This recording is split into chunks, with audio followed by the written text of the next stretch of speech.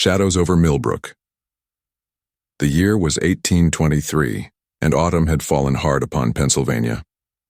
The hills around Millbrook glowed with burnt umber and scarlet, their colors vivid by day but turning oppressive at night, when the branches of bare sycamores clawed at the sky like skeletal fingers. In this small farming town of fewer than 300 souls, the harvest season should have brought relief and celebration. Instead, a creeping dread settled over the community, quiet at first, then louder with every passing funeral. 17 deaths. In just 3 months, each one seemingly natural, each one mourned with shock. The air itself seemed charged with suspicion, as if the land had grown tired of giving life and had turned, vengeful, toward claiming it. And at the center of all this grief stood a single stone building, the Hartwell Funeral Parlor. For more than 20 years, the Hartwells had been caretakers of the dead, their name synonymous with dignity and compassion. Families brought their beloved there with trust, comforted by soft words and the promise of eternal rest. But beneath that polished reputation, behind its shuttered windows, and beneath its cellar stones, the Hartwell home held secrets that no grieving family could ever have imagined. Secrets that, once glimpsed, could never again be forgotten. Tonight, dear listener, we descend into Millbrook's darkest season, into a story buried in silence for nearly a century.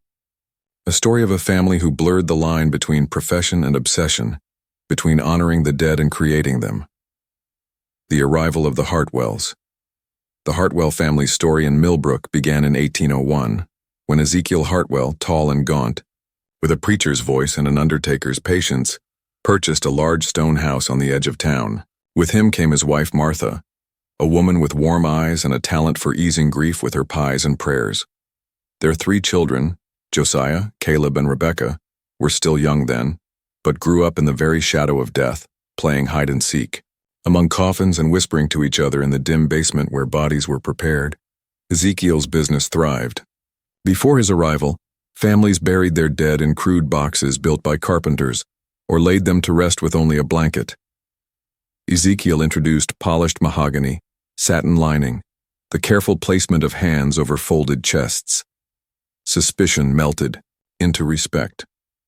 By 1823, no one in a 15-mile radius buried their dead without Hartwell hands arranging the final rites. They became indispensable, and in Millbrook, indispensability was as good as sainthood. A town that trusted Millbrook was a town where nothing escaped notice. Who bought a new horse? Whose cow stopped giving milk?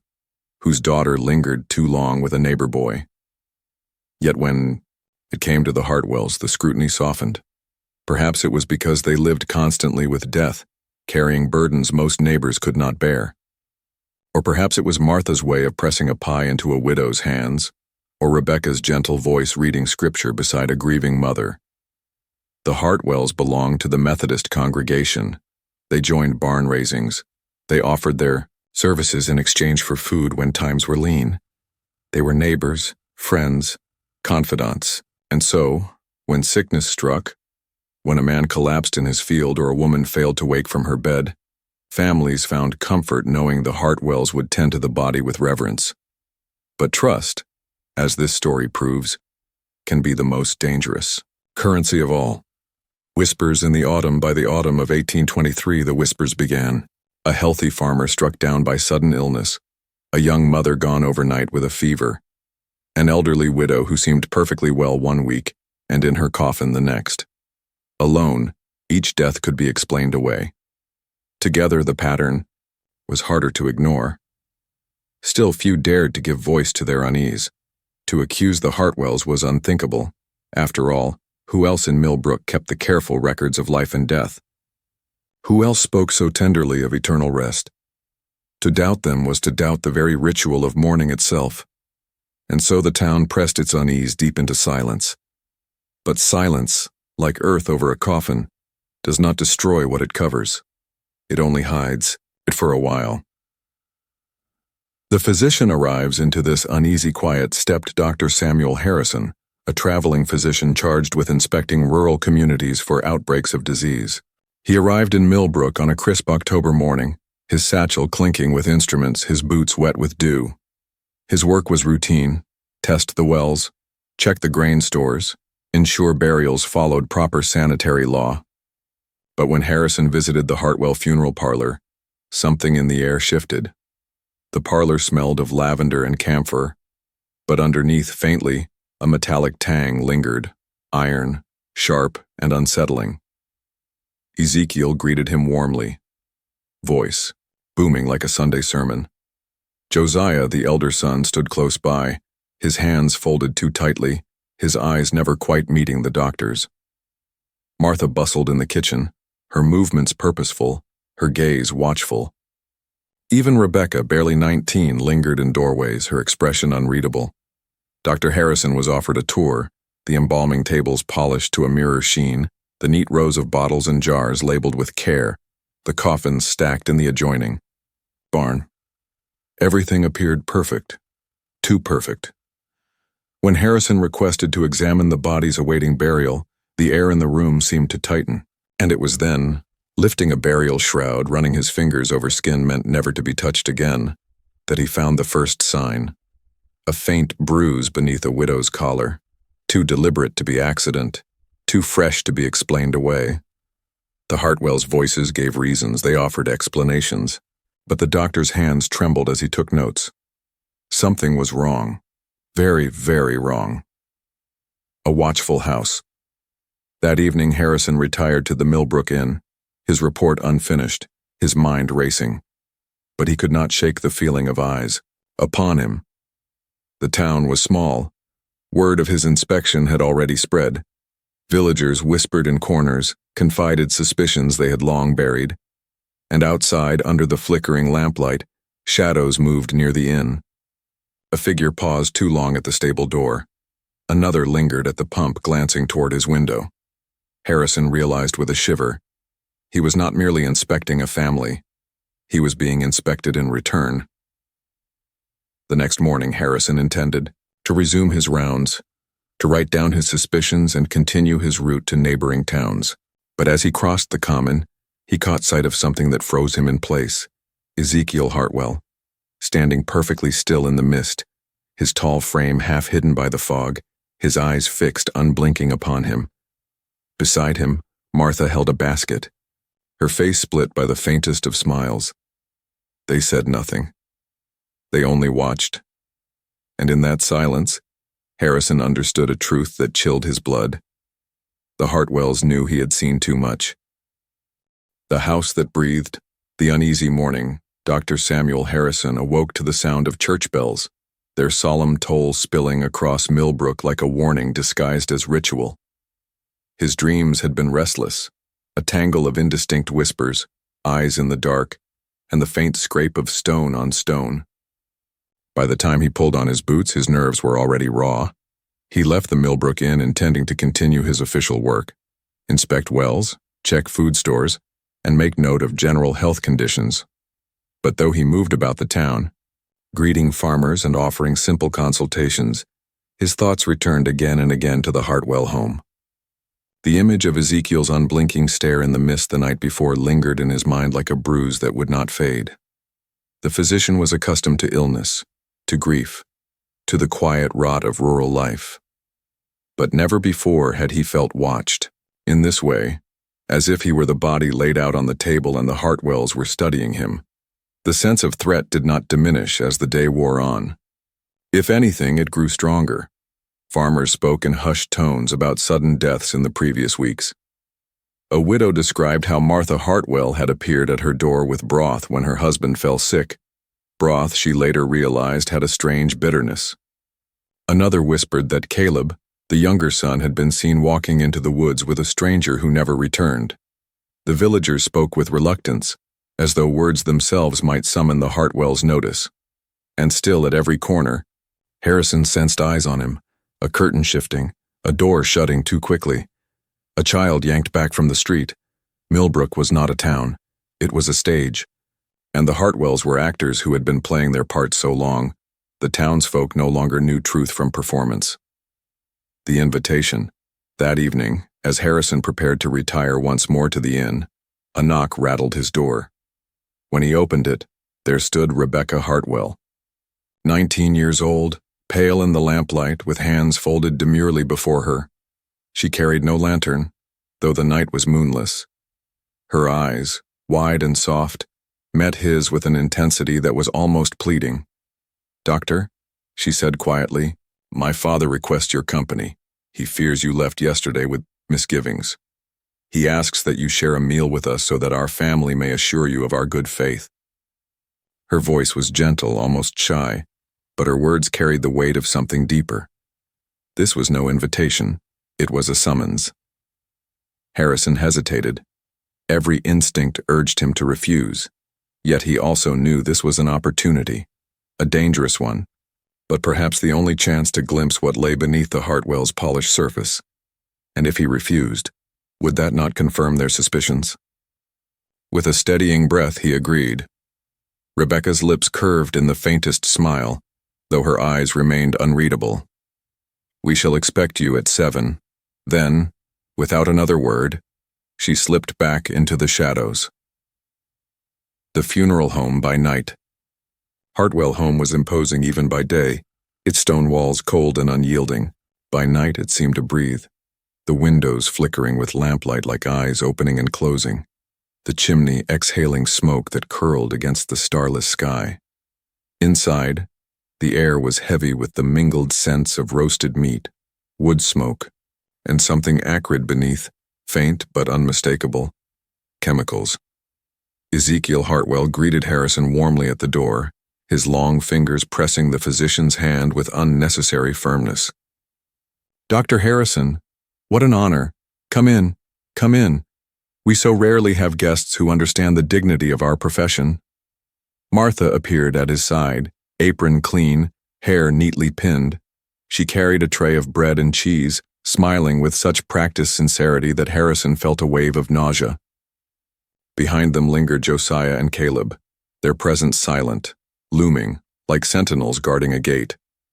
The family led Harrison to the dining room, where a fire blazed and a roast glistened on the table. Conversation flowed easily, too easily. Ezekiel spoke of scripture, of the town's future, of the importance of duty.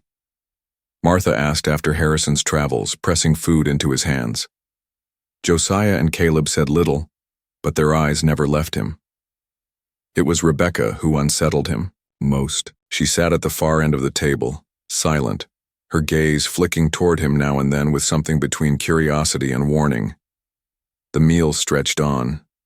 Harrison ate little, his appetite hollowed by dread. Each bite tasted faintly wrong, though. He could not say why. He sipped sparingly from his cup, suspecting more than hospitality swam in its depths. And all the while, the family smiled. Beneath the surface, after the meal, Ezekiel suggested a tour of the home, by lamplight. Harrison could not refuse without arousing suspicion. The family led him through each room, the parlor with its polished coffin awaiting a customer, the chapel space where neighbors had wept beside their dead, the spotless kitchen where Martha's pies cooled on the sill. All was presented as proof of their respectability. But the deeper they led him, the colder Harrison's blood ran. In the preparation room, the embalming tables gleamed unnaturally bright.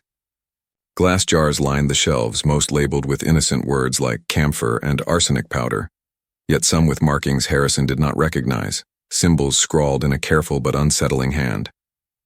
"Educational experiments," Ezekiel explained smoothly, noticing the doctor's gaze.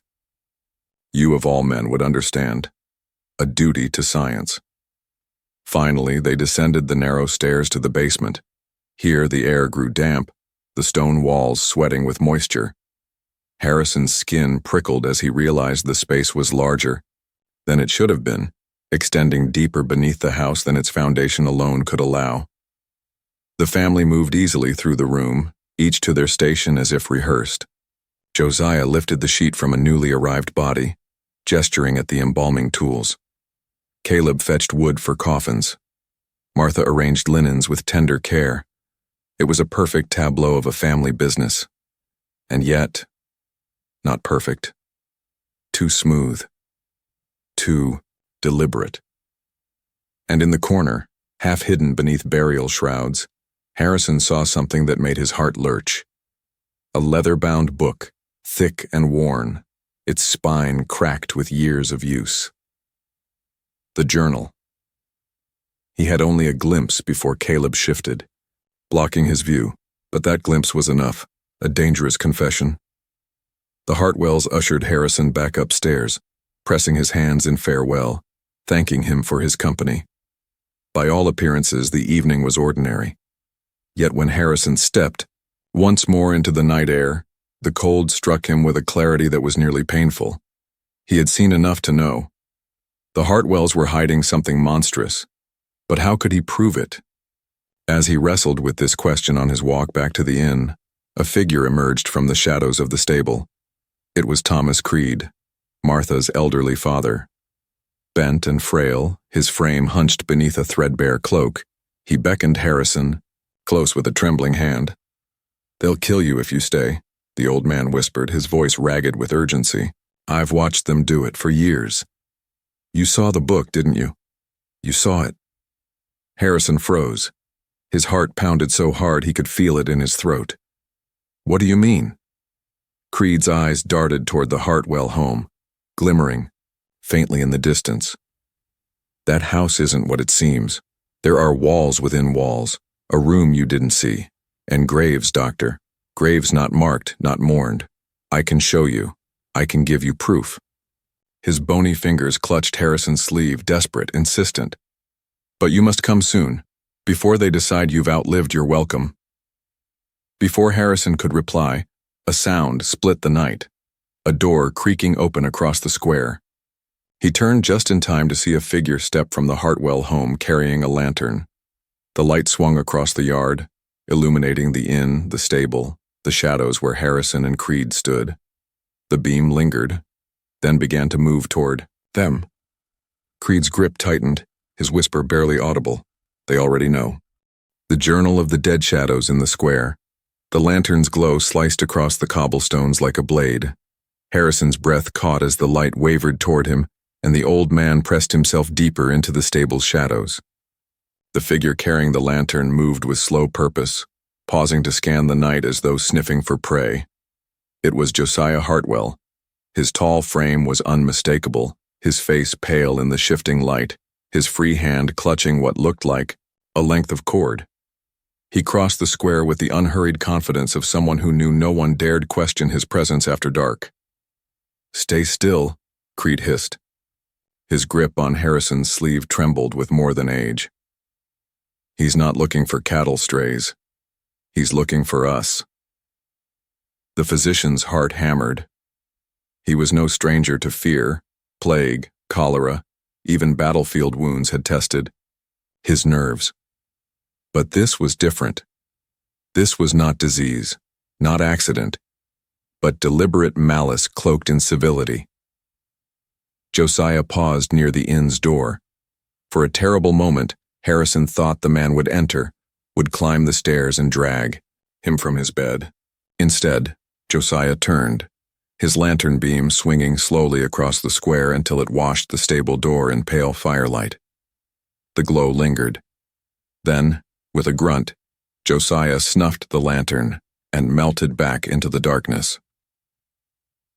Only when the square lay silent again did Harrison realize he'd been holding his breath. Creed's testimony. "Doctor," Creed rasped, pulling him further into the shadows, "there's no more time for half-truths. If you mean to live, you must listen."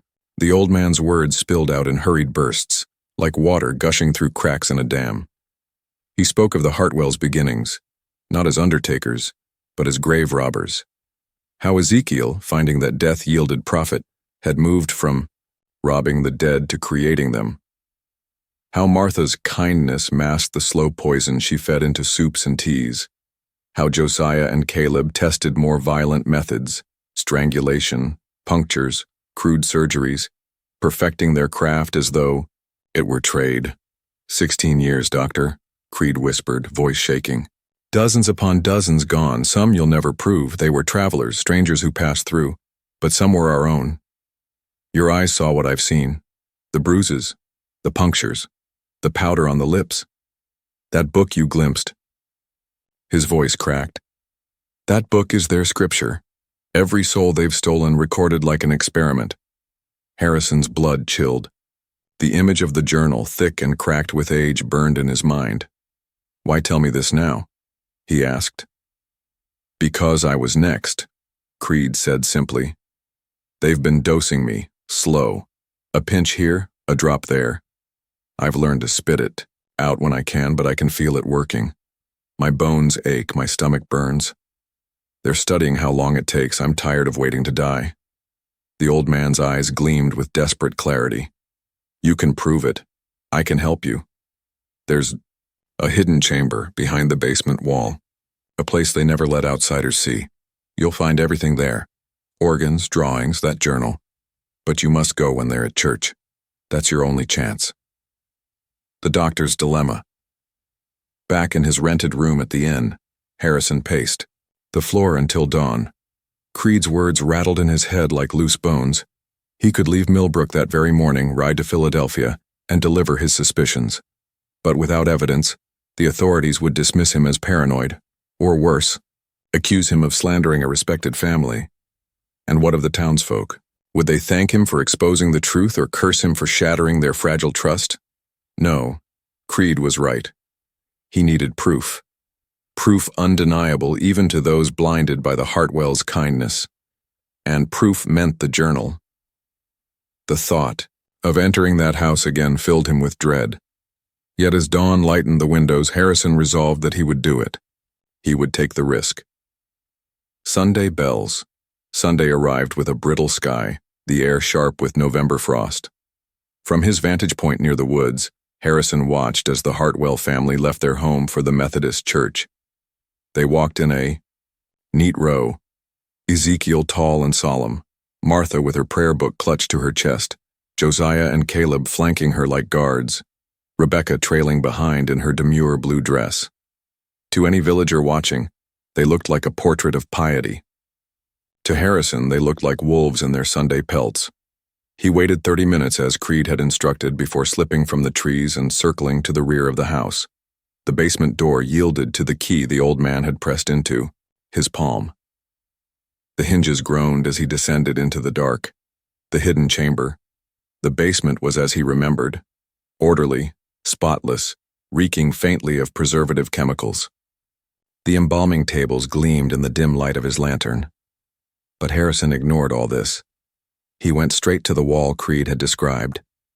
At first glance, it looked no different from the others, heavy stone, mortared tight. Yet as he ran his hands along the seams, he found a thin line, a break where the stone was not quite flush. The ornate key slid easily into a narrow slot. The panel swung inward with a sigh of stale air, and beyond it lay nightmare. The hidden chamber stretched deep beneath the house, its walls lined with shelves upon shelves of glass jars. Inside them floated organs, pale and distorted, tagged with dates and notes. Some were so fresh their blood still swirled faintly in the preservative. In the center of the room stood a lectern, and upon it, as Creed had promised, lay the journal. Harrison's hands trembled as he opened it, page after page, filled with neat, deliberate script. Names, dates, methods, observations, notations as cold as a surgeon's but applied to murder. Patient expired after 11 minutes of constriction. Struggling ceased abruptly. Note, bruising easily concealed with high collar. Powder effective within 3 days of ingestion. Subject delirious, calling for dead husband before collapse. Arsenic still preferable. Produces fever-like symptoms. Blame easily attributed to illness. The physician turned page after page, bile rising in his throat. He recognized names, villagers he had spoken to, families he had passed on the road. People the community mourned with tears and hymns, never knowing their deaths had been rehearsed, recorded, perfected. Most damning of all were the anatomical drawings. Crude but unmistakable, they showed dissections, organs removed while notes described the reactions of the still living subjects. This was no journal. It was a scripture of cruelty. Voices above. Harrison worked feverishly, copying what he could into his own notebook, his pulse hammering in his ears. He lost track of time, until he heard it. Footsteps, muffled at first, then sharper directly above him. The Hartwells. They had returned early. Panic surged. He doused his lantern and pressed himself into the shadows. Voices floated down through. The floorboards, Ezekiel's low and steady, Martha's clipped with irritation, Rebecca's softer, almost musical. And then, a sound that froze him where he crouched. The basement door opening, the creak of the hinges groaned through the silence like a death knell. The journal was still in his hands, damning evidence heavy as stone. The secret chamber yawned around him, filled with glass eyes staring from jars. And above, footsteps began to descend the stairs, measured, unhurried, certain. The Hartwells were coming, and Dr. Harrison was trapped inside their house of horrors. The chamber of echoes, descent of footsteps. The basement door groaned open, and every muscle in Dr. Harrison's body went rigid. The journal, thick and damning, was still open in his hands. His pulse thundered so loudly, he feared it would give him away. Boots creaked on the wooden stairs, steady, deliberate. He counted the steps, 1, 2, 3, until the weight of each echoed through the chamber like a drumbeat of doom. Harrison extinguished his lantern, plunging the hidden room into blackness. Only the faint glow of light spilling through the panel seam illuminated the shelves of jars, casting pale reflections off floating organs that seemed to shimmer like watchful eyes. The voice came next, deep and calm. Ezekiel Hartwell. Josiah, check the tools. I thought I heard movement earlier. Harrison's breath caught. He pressed himself against the cold stone wall, clutching the journal to his chest. If they found him here, it would not be an arrest. It would be a death sentence. The predators. Patience through the sliver of the panel, Harrison saw Josiah enter the basement proper. The tall son moved with the certainty of a hunter in familiar woods. His lantern light swept across embalming tables, catching the gleam of scalpels, the curve of coffins stacked like waiting mouths. Josiah paused, head tilted, listening. Harrison clamped his jaw tight, terrified that the pounding of his own heart might betray him. Minutes dragged like hours. Josiah inspected the shelves, touched the tools, adjusted a bottle of camphor. Finally, with a grunt, he said, "Nothing out of order." Ezekiel's voice floated down. "Keep sharp. Suspicion is a seed. It grows if not cut down." And then, the steps retreated. The door closed with a heavy thud. Silence swallowed the chamber once more. But Harrison knew the truth. He was not safe. He was living on borrowed time. The old man returns that night back at the inn. Harrison was awoken by another knock at his door. His body stiffened, until the weak, rasping voice of Thomas Creed whispered through the wood, "Doctor, it's me." Harrison opened the door to find the old man trembling, sweat dripping down his brow despite the cold. "They suspect," Creed wheezed, clutching his chest. "They returned early because of me. I tried to leave them, and they caught me, questioned me. I told them nothing, but I fear they know." Harrison guided him inside, offering water. The old man's hands shook so violently the cup nearly spilled. "You found the journal?" Creed asked. Harrison nodded grimly. Creed's lips tightened. "Then you understand. They don't just kill, Doctor. They study. They perfect. That journal is their pride. It's the only thing they care for more than each other." The physician leaned close. "If I present it, the authorities will believe me. But I need more. Something undeniable." Creed's eyes glistened with a fevered light. "Then you must see the other place." "The other place?" "The cave. Behind the house, through the woods. A burial ground for those they could not pass as natural deaths. You'll find bones there more than you can count. It will speak louder than any words of mine." He gripped Harrison's wrist with surprising strength. "But go soon. They mean to flee Millbrook. I heard them whisper it. They've tired of suspicion. They'll vanish like they've done before. If they leave, they'll take their secrets with them and you will never find them again." A plan in the frost. The following morning, Harrison walked the village square, outwardly calm, inwardly unraveling. The Hartwells passed him on their way to market. Ezekiel tipping his hat, Martha smiling with false warmth, Rebecca glancing at him with unreadable eyes. Josiah and Caleb followed a pace behind, carrying crates of supplies. To any bystander, it was a neighborly exchange. But Harrison felt it, the weight of their gazes, the silent knowledge passing between them. They knew. That night, armed with only a lantern and a small satchel, Harrison followed Creed's directions into the woods behind the Hartwell property. The frost crunched underfoot. The moonlight painted the ground silver. Every shadow felt alive. At last, the old man stopped before a thicket of brambles. His breath rattled, visible in the frigid air. "Here," he whispered, pointing to a narrow gap. "Follow it down. The earth will open. What you find inside will not let you sleep again." Creed would not go further. He pressed the doctor's hand once, muttered a prayer, and vanished back into the trees. The cave of bones. Harrison crawled through the thicket, thorns raking his coat, until the ground sloped downward into darkness. His lantern revealed a gaping maw of stone, a cave entrance half concealed by roots. He stepped inside. The air was damp, fetid, heavy with decay that had soaked into the rock itself. And then his light fell upon them. Bones. Piles of them. Skulls, grinning from heaps, ribs jutting like broken fence posts, hands twisted in final grasping gestures. Dozens, perhaps hundreds, strewn across the cavern floor. Some bore crude cut marks, others lay still wrapped in tattered burial shrouds. The horror was suffocating. These were not the honored dead of Millbrook. These were the discarded, the uncounted. Victims too inconvenient to display in coffins. Harrison staggered forward, nearly dropping his lantern, until something caught his eye. A small locket, half buried in the dirt. He lifted it with trembling fingers.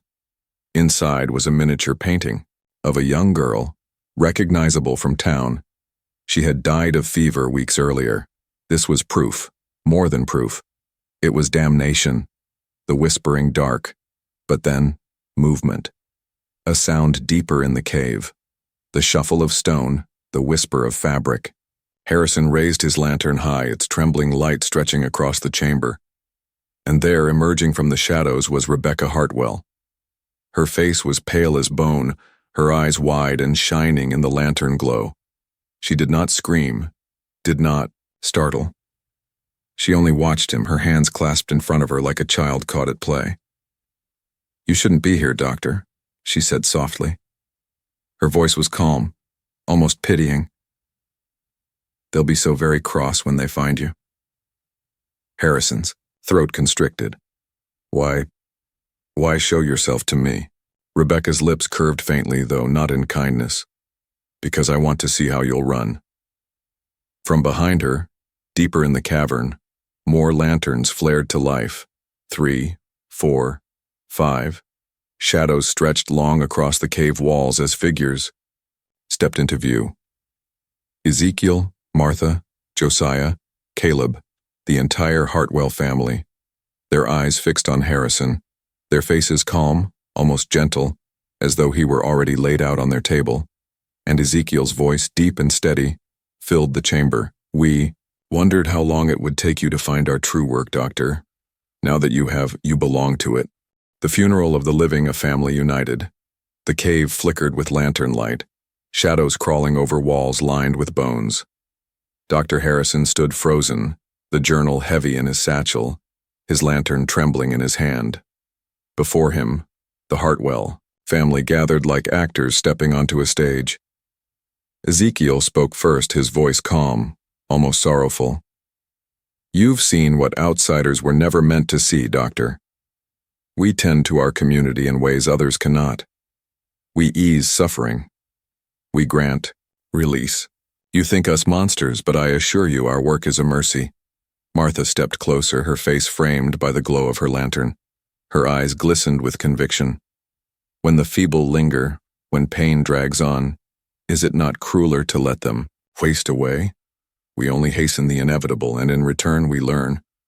Josiah added, "The body is a book, Doctor. Every death teaches us something. We read it. We improve it. You should understand. You of all men. Their words were rehearsed, a philosophy polished over decades. Harrison's mouth went dry. He was not listening to spontaneous justifications, he was hearing doctrine, a creed forged in blood. Rebecca, silent until now, tilted her head and looked at him with something like sympathy. You don't have to be against us, she whispered. You could join. You could help. Your knowledge, our practice. We could be greater than any doctor alone. The suggestion chilled him more than Ezekiel's threats. They were not merely killers. They were recruiters, the circle titans. The Hartwells spread out circling him, their lanterns creating a prison of light. Behind them, the piles of bones loomed like an audience of the damned. Ezekiel's voice deepened. Others have come close to the truth. Inspectors, vagabonds, curious souls. None of them left. But you, Doctor, you have training. You might yet be useful. Josiah pulled from his belt a length of braided cord. Caleb hefted a mallet used for coffin nails. Martha reached into her apron pocket and withdrew a small vial that glimmered pale in the lantern light. Harrison's pulse thundered. He realized with bone-deep certainty, this was not a debate. This was a prelude to execution. He forced his voice. Steady. If you kill me, the state will come. They'll question why a physician disappeared in your care. Ezekiel smiled faintly, pitying. The state loses men every day. Roads are dangerous. Illness travels faster than news. By the time anyone asks, you'll be only another body laid to rest in this very cave. We will say you left town, that you were called elsewhere, and Millbrook will nod, grateful, blind, as always. They had done this before. Many times. Creeds. Intervention, a sudden voice split the tension. Not this time, Ezekiel. From the cave's mouth, Thomas Creed staggered forward, a lantern in one hand and a pistol in the other. His frail frame shook, but his eyes burned with defiance. Harrison's heart lurched. The old man had returned, armed and desperate. The Hartwells froze. Martha's face hardened, her voice sharp. Father, what are you doing? I'm ending this, Creed rasped. His pistol wavered between Ezekiel and Josiah. Too many souls weigh on me. Too many nights hearing their cries. You'll not take another. Ezekiel's smile did not falter. And you'll shoot your own blood? Your daughter? Your grandchildren? Creed's jaw trembled. For a moment the cavern held its breath. The pistol shook in his hand, torn between love and revulsion. Then, with a cry, Creed fired. The shot cracked like thunder, echoing through the bone-lined cavern. Caleb staggered back, clutching his arm, blood dark against his shirt. Chaos erupted. Flight into darkness, Harrison seized the moment. He hurled his lantern to the ground, glass shattering, flames licking up dry rags near the bones. The cavern filled with smoke and shrieks. He ran, through the shadows, dodging skeletal remains, stumbling over rib cages that cracked beneath his boots. The Hartwells' voices roared behind him, Ezekiel bellowing orders, Martha screaming curses, Josiah snarling like an animal. Rebecca's voice rose above them all, soft but piercing. Run, Doctor. Run. We'll find you when you stop. Words followed him like a prayer turned curse. Harrison lunged toward the cave mouth. Cold night air kissed his face as he burst from the tunnel and into the woods. Behind him, lanterns flared as the family gave chase. The hunt. The forest was a labyrinth of black trunks and twisted branches. Frost glistened on leaves. Harrison's lungs burned, his breath loud in the silence of the trees. But the Hartwells were hunters in their own territory. Their voices carried through the woods, Josiah's deep and steady, Caleb's pained but furious, Martha's sharp commands, and Ezekiel, always Ezekiel, his tone calm, patient, inevitable. You cannot hide, Doctor. The forest is ours, the we. Dead always return to us. Twice Harrison stumbled. Once he nearly pitched into a ravine. The journal in his satchel weighed heavy, dragging at his shoulder. He wanted to throw it aside, but he knew. It was the only weapon he had. Without it, no one would believe him. The woods thinned. Ahead, he saw the faint outline of the Millbrook Inn, lanterns glowing warmly in its windows. safety, or at least, the illusion of it. But just as hope surged, a figure stepped into his path. Rebecca, her hair hung loose, her dress torn from the chase. She held no weapon, only her hands folded as if in prayer. "You'll never make it," she whispered. Her tone was not mocking, it was mournful, almost kind. "Even if you reach them, they'll never believe. We'll be gone before dawn, and you'll be the mad doctor who cursed a good family." Her eyes glistened. "I don't want to see you suffer. Surrender, and it can be quick." Harrison's breath tore ragged in his throat. For a terrible moment he almost believed her. Almost. Felt the pull of her strange, sorrowful mercy. Then he remembered the cave of bones. The journal's pages. The locket of the girl who should have lived. He shoved past her and ran. As he stumbled toward the inn, Harrison heard the sound of hooves pounding the road behind him. Lanterns flared again, brighter this time, mounted riders. The Hartwells were not chasing on foot anymore. They were hunting him down with the full weight of their power, and above the thunder of hooves came Ezekiel's voice, rolling across the frost-bitten night like a funeral sermon. "Run to your refuge, doctor. But know this, there is no sanctuary, not for you, not for anyone who has seen what we are." Harrison's legs screamed with exhaustion as the inn drew closer, but the riders were closing in, and he realized with gut-twisting horror he might not live to see another sunrise in Millbrook. The last sermon, the riders of death. The night tore open with the thunder of hooves. Dr. Harrison stumbled down the dirt road, breath burning his lungs, the satchel with the journal slamming against his side. Behind him, the Hartwells advanced like spectral horsemen, their lanterns swinging wildly, their faces ghostly in the glow. Ezekiel led them, straight-backed in the saddle, his black coat flapping like a shroud. Martha rode beside him, her lips moving silently, perhaps in prayer, or perhaps in curse. Josiah and Caleb flanked them, one armed with rope, the other still clutching his bloodied arm where Creed's bullet had struck. And behind them, Rebecca, rode bareheaded, her hair streaming, her face strangely calm. It looked less like a family pursuing a man and more like a funeral procession chasing its chosen corpse. A town asleep. The Millbrook Inn glowed faintly ahead, its windows fogged, its patrons long asleep. Harrison pounded on the door, shouting, "Help, for God's sake, help me!" The innkeeper stumbled awake, lantern in hand, confusion creasing his face. But when he saw the Hartwells approaching, his expression shifted, not to alarm, but to something closer to guilt. "Doctor," he whispered urgently, "you must leave. I can't cross them, none of us can. If I shelter you, they'll turn the town against me." Harrison's stomach dropped. The Hartwells' grip on Millbrook was absolute. Even in the face of the truth, the townsfolk would cling to their illusions, rather than admit they'd been living with predators. Behind him, the riders slowed. They dismounted, deliberate, unhurried. The funeral had arrived. A mock trial, Ezekiel stepped forward, his lantern casting long shadows.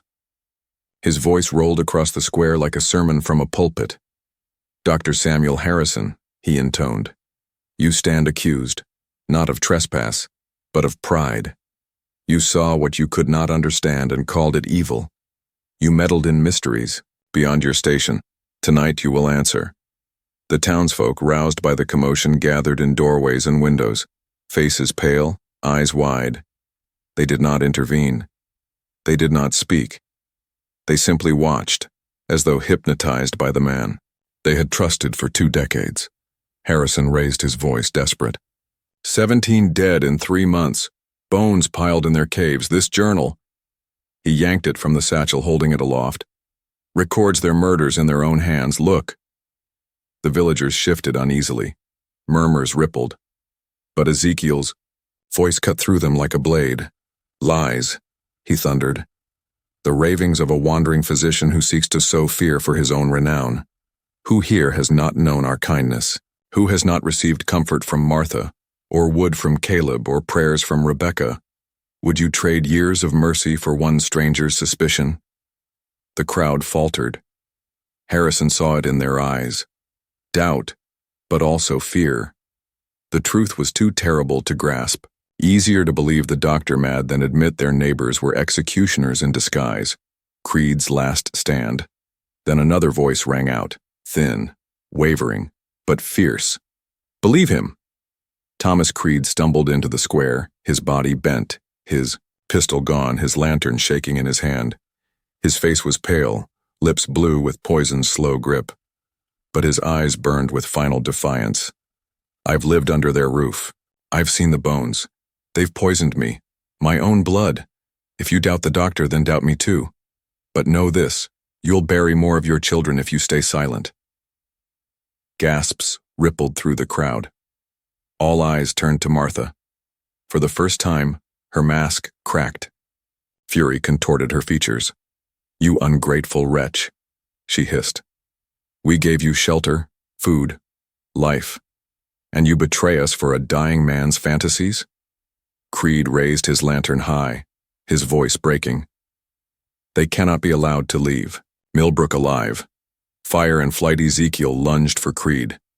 In that moment, Harrison acted. He hurled the journal into the flames of Creed's lantern. Pages caught, ink sizzling, smoke curling upward. Gasps filled the square. No, Josiah roared, diving for it. But the fire spread quickly, consuming years of the Hartwells' meticulous records, their pride, their scripture, their proof, burned before their eyes. The family erupted into chaos. Martha screamed, Caleb tried to stamp out the flames, Josiah clawed at smoldering pages. For the first time, their perfect composure cracked.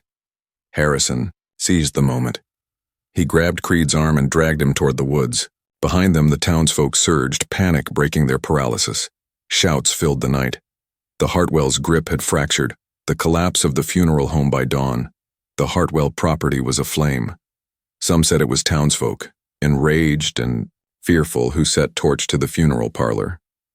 Others whispered the Hartwells themselves, destroying evidence before fleeing. The truth was never clear. What was clear was this. By morning, the family was gone. Ezekiel, Martha, Josiah, Caleb, and Rebecca vanished into the forest, leaving behind only ash, smoke, and rumors.